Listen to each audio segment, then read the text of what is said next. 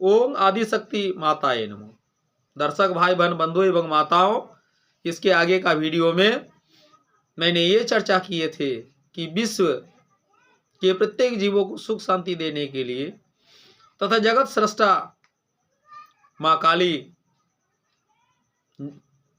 जो पूरा जगत को सृष्टि करने के लिए, तम अंधकार को दूर करने के लिए उसी पर आसीन है, विश्व पर आसीन है, इसके बारे में चर्चा किए थे। आज का चर्चा विषय वस्तु है, आगे का वीडियो में चर्चा किए थे कि माँ का चतुर्भुज रूप कैसे हुए, इसके बारे में विस्तृत चर्चा किए थे। उसी में फिर थोड़ा सा दोहरा देते हैं कि इसमें हम लोग कहते हैं ब्राह्मण लोग कि स्वस्तिन्या इंद्र वृद्धश्रवा सस्तनो पुष्प विश्ववेदा स्वस्ति नस्तक्षे अरिष्ट नेमिंग सस्तिनों बृहस्पति ददातु, ये यजुर्वेद में दिया गया है। तो इसमें ये कहा गया है कि ये पूरा विश्व जो वृत्ति में 4 भुजाएं होती है वही महाकाली पूर्ण रूपा है।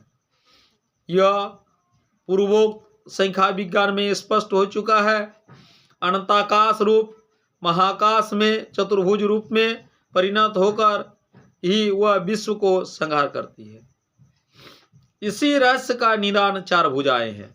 नाश शक्ति का निदान खड्ग है, नष्ट करने वाली प्राणियों का निदान कटामस्तक है, स्थिति विच्युति का नाम कंप है, कंप ही भय है, यही क्षोभ्य है, विश्व ससीम है, अतएव वह समय है।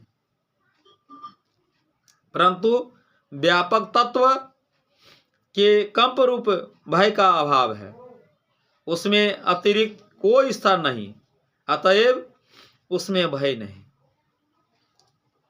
ऐसे ही एकमात्र विश्वातीत महाकाल पुरुष, क्योंकि वही व्यापक है।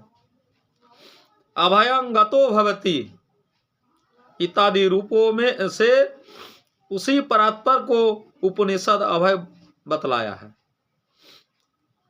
सुतरां उसकी शक्ति को भी अभयारूपता सिद्ध हो जाती है। वह संहार करती है, डरावनी है, घोर रूपा है, सभी कुछ है। परंतु विश्वास करो, अभय पद प्राप्ति भी उसी की आराधना पर निर्भर है। अभय मुद्रा इसी का निदान है। विश्व सुख क्षणिक है, अतएव दुख रूप है। परम सुख तो उसी की आराधना से मिल सकता है। परम शिव रूपा तो वही है, जीवित दशा में जो सबका आधार थी, प्रलय काल में भी वही सबका आधार है। ध्वस्त विश्व के निर्जीव प्राणियों का निर्जीव भाग भी उसी पर प्रतिष्ठित है। उस व्यापक तत्व से बाहर कोई कैसे बच सकता है। इसी परायण भाव का निदान मुंडमाल है। विश्व से उस शक्ति का आवरण हो जाता है, तत्सृष्टा तदेवानुप्रविशत के अनुसार वह शक्ति विश्व निर्माण कर उसी के भीतर प्रविष्ट हो जाते हैं। विश्व ही उसका वस्त्र है। परंतु विश्वनाश के अनंतर वह स्वस्वरूप से उल्बन है। उसी स्थिति में आवरण का अभाव है, वहां केवल दिशाएं ही वस्त्र है। इसी अवस्था का निदान नग्न भाव है। उस महाशक्ति का पूर्ण विकास काल, विश्व का प्रलय काल, सारा विश्व जब श्मशान बन जाते हैं तब उस तमोमयी का विकास होता है। श्मशान इसी अवस्था का निदान है। यही है महाकाली का स्वरूप। साधारण मनुष्य इस गंभीर भाव की आराधना करने में असमर्थ है। अतएव उनके कल्याण के लिए परम करुणामयी तथा महर्षियों के निदान द्वारा पूर्वोक्त प्रतिमा की कल्पना की है। प्रलय काल की कैसी स्थिति है उसकी जानने से हमारा क्या लाभ, पूर्वोक्त ध्यान विज्ञान से सबका उत्तर हो जाते हैं। इसलिए मूर्ति के रूप में उसी का प्रारूप को रखकर आज हम सभी माँ आदिशक्ति का मूर्ति पूजन करते हैं।